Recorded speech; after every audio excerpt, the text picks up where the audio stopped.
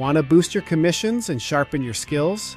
Crop West Insurance delivers with hands-on training, personalized marketing plans, and top-tier educational retreats. It's everything you need to grow your agency and your confidence. No stress, just results. Crop West Insurance, your secret weapon in the crop insurance game. To find out more, please visit cropwestinsurance.com. Crop West Insurance Incorporated is an equal opportunity provider and employer.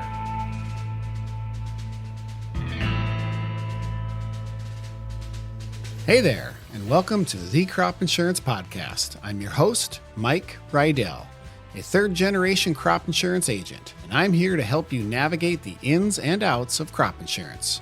It's what my family's been doing for generations, so you're in good hands. Our goal here is simple, to educate our listeners. Crop insurance can be complex and overwhelming, but I believe that understanding it is crucial for every farmer. So whether you're a seasoned farmer looking to stay updated or a newcomer seeking guidance, this podcast is for you.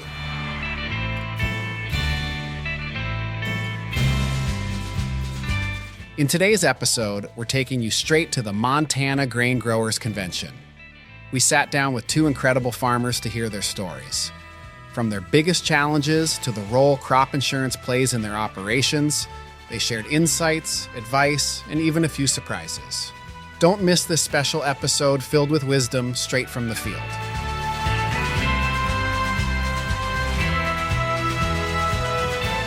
This is Steve Shuffles. I'm the current treasurer of the Montana Grain Growers Association.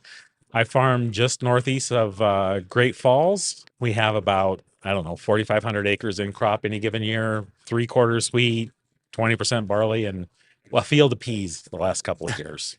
And so what inspired you to get into farming? I was born into it more so than being inspired to it. I actually did other things for 20 years. So I went and worked in the aerospace industry and the computer industry and lived on the West Coast for 20 years. And then when my aunt was getting ready to retire and I got laid off, it was a good time to come back and actually took over her job to start with. So I did the bookkeeping and that sort of stuff on the farm. But I grew up working harvests since I was 11 or 12, driving truck, driving combine. Yeah, so you weren't new to it. No. Okay. There's some things that I'd never done. Never spread fertilizer because I was always in school through that timing of that process. So, and then the spring planting, never did anything with that and did very, very little with fall planting as well. So all that stuff was new when I came back. What do you love most about farm or the work you do? I guess the biggest contrast between farm work and out in industry work is just and it's very personal. It's just the job security part of it. When we moved back to Great Falls from Vancouver, Washington, and like I said, I'd just been laid off, but my blood pressure went down 10 points on both my high and low. And it was all about not having to worry about having a job. So that was kind of the very, very personal part of it. I love during harvest and seeding and people who live on the farms get this all the time, but just driving out to the farm, I drive directly east. And so I oftentimes get to see a great sunrise over the high woods. And so I bet that part is just awesome.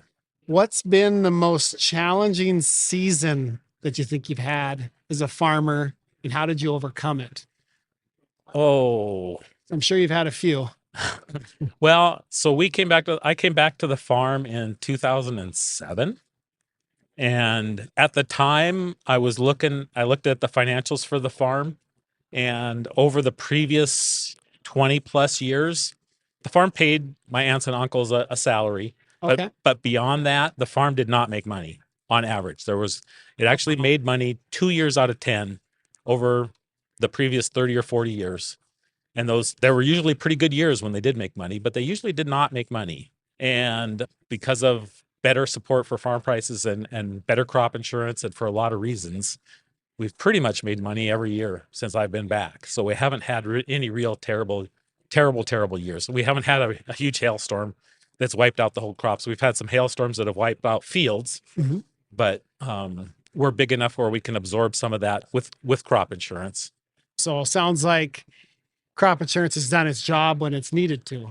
We treat it as insurance. So we're 75% enterprise unit. We pay where we have the maximum subsidy, and we haven't bought a lot of extra products because we feel like we're kind of self-insured for those kinds of losses, and kind of just want to have coverage to keep you from really, really hurting in any given year.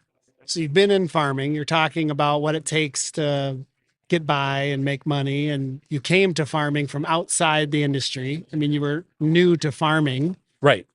But you had occupations outside of the industry and came in.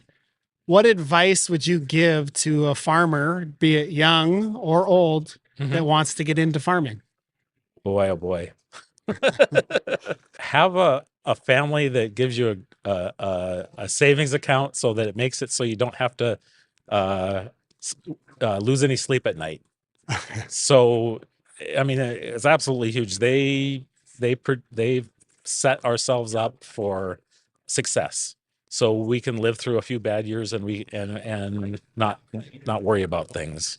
And if you are leasing your land and getting operating loans, more power to you. You have to really love the life you're living because there's going to be a lot of stress, and I don't have that. So I'm very, very thankful for that.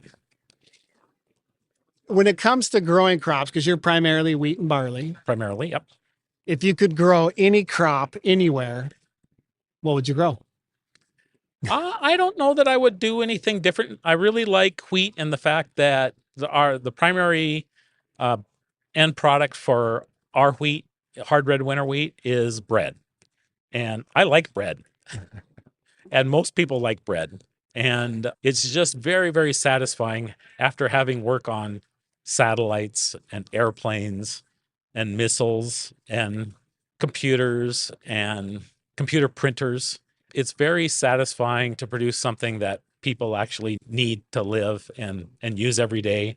And it's part of your basic needs. You got to have this, and we produce good stuff here in Montana. Yeah, some of the best in the world. Best in the world. So it's just very, very satisfying to produce food as opposed to missiles. It's been said before, but food is a major national security issue. And we thank you for all you do. Yeah, well, kind of related to that, and what I was, a lot of the farm programs and government programs, I feel like the general public has a big knock on them. It's like welfare for rich people, and it maybe is in some cases, but in the vast majority of cases, government programs are what are keeping the family farm in business. And if you want to have smaller farms, if you want to have family farms, the economics of it where we're at, you've got to have government subsidies, particularly for crop insurance. That's a great way to do it, to take the risk out of it, because a small business can't afford the risk that farming requires. It's just so inherently risky. You put all your inputs into the ground, and you got to hope that Mother Nature gives you what you need to get enough bushels back out of the ground where you can make a living at it. Yep. And because so many things are out of your hands, you've got nothing you can do better.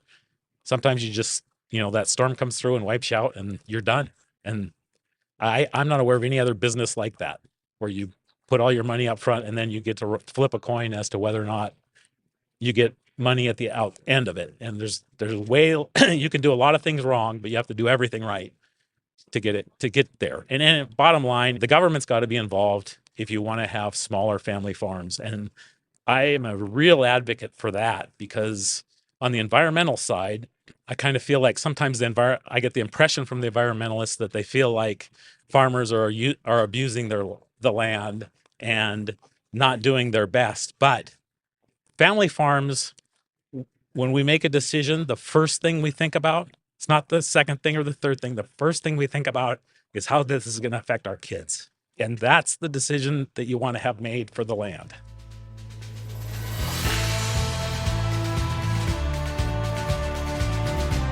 Wow, what an insightful conversation with Steve Scheffels. His journey back to farming after 2 decades in other industries really underscores the resilience and adaptability that defines so many in agriculture. From managing hailstorms to embracing crop insurance, Steve's story highlights how farmers like him find balance in a volatile world. Next, we're shifting gears to hear from Trig Cook, a first-generation farmer in Montana who has turned challenges into opportunities.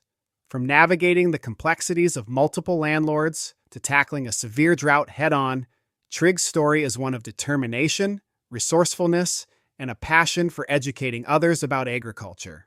Stay tuned as we explore how he's built his operation from the ground up and his mission to connect urban communities with the realities of farming.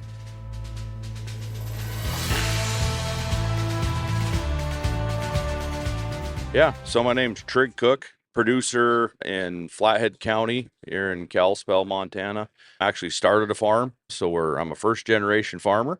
So we deal with over about 70 landlords, a lot of small pieces. We get a lot of out-of-state landowners that move in and chop up the ground, and so we're always trying to figure out what to do and how to manage that. So it's good.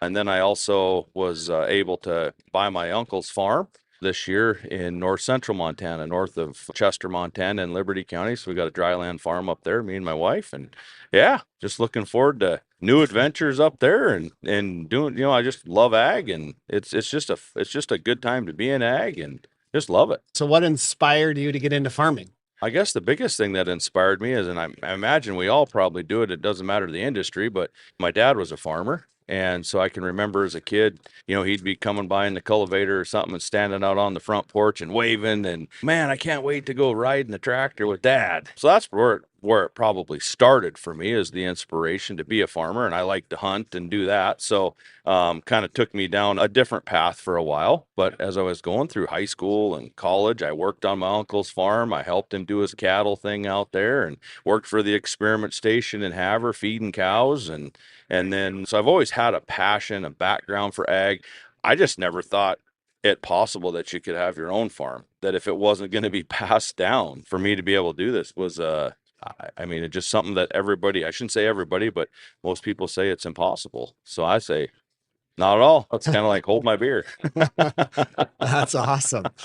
Coming into it, I'm sure you expected some challenges, but what's kind of been the most challenging season you've had, and how did you overcome it? Sure. So 2015 was the most challenging season that I had. And being a new farmer, really, I started in 2007, but holy cow, I didn't really have anybody to make sure that I had the right crop insurance. I had all these programs. I didn't know about them. My dad had always just worked for a farm. He never owned his own farm. So I didn't have anything. So it was all trial by error. It's just, you just get out and do something, and boy, that didn't work. But 2015 came, and that's when in Flathead County, a lot of people tell us we grow more by accident than people over here do by trying, right? We get rain and we have some good soils, but we had a severe drought. Our inputs were extremely high, and our yields were god awful. Spring wheat yields were 12 bushel, where we're used to 65 dryland spring wheat. So that was probably that 2015. I didn't have the right crop insurance in place. I didn't know what it was. I didn't know. And so what you don't know what you don't know, right? So that 2015 for us, it made the next couple of years very difficult from the banking side. I had my banker at the time go, Trig, you are teetering on a line and you could fall off either way. And so I had to go search for 7 different banks to try to maybe find somebody else that would help you finance your operation. Yeah, so you really learned by kind of the baptism by fire there. I did. Yeah, absolutely. So in line with that, then, if you could give one piece of advice to a new farmer getting started out, whether it's somebody inheriting or somebody just getting started, what would be like one really big piece of advice you'd give them? I think the biggest advice is listen more and talk less. And learn, go out and do research, talk to people. And I very, very strongly feel that in this agricultural world, and probably in life, it's not what you know, it's who you know. And so don't be afraid to ask questions. Go, like We're at the Grain Growers Convention right now. There's a lot of people here that know a lot of things, and they know a lot more than I do. And if you're a new and upcoming producer, go talk to people that can help you make sure you got the right crop insurance. Make sure that you're using the right fungicides or insecticides or prebiotics or probiotics, whatever you're doing.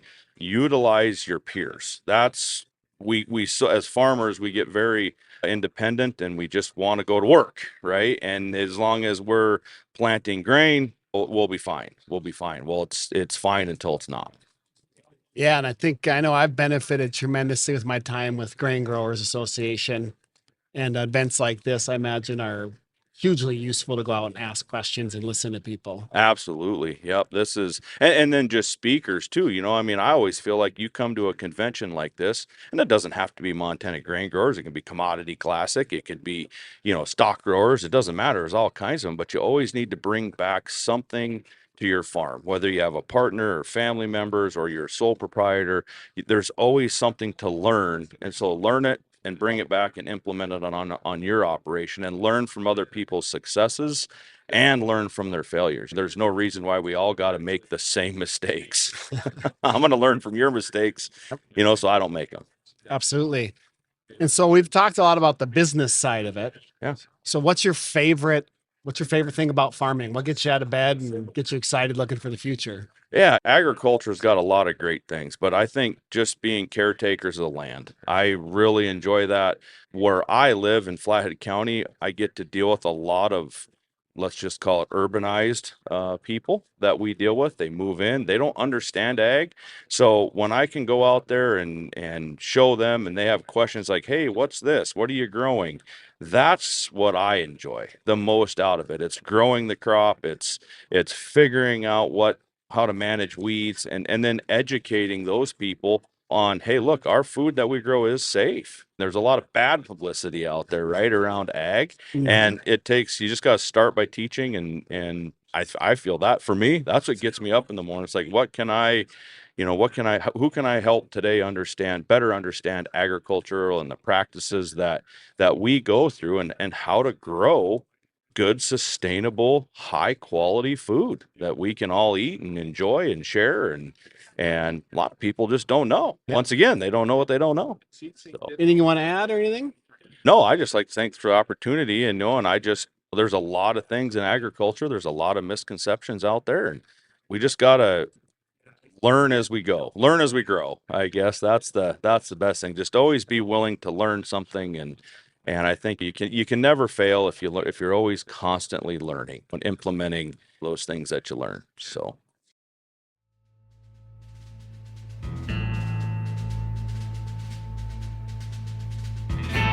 That wraps up our conversations from the Montana Grain Growers Convention. A huge thank you to Steve Scheffels and Trig Cook for sharing their stories, insights, and experiences with us today. It's voices like theirs that make this convention such a powerful place for learning and connection. We are grateful to have had the opportunity to bring a little piece of that to you, our listeners. Stay tuned for more inspiring stories and practical advice in future episodes. From my family to yours, thank you for joining me today. Explore more at cropinsurancepodcast.com, where you'll find episodes, articles, and tools to help you make the most of your coverage. Be sure to subscribe and share with your friends and neighbors. Remember, this info is just a guide. For specific rules, please refer to the Crop Insurance Handbook and your appropriate crop provisions. This institution is an equal opportunity provider and employer.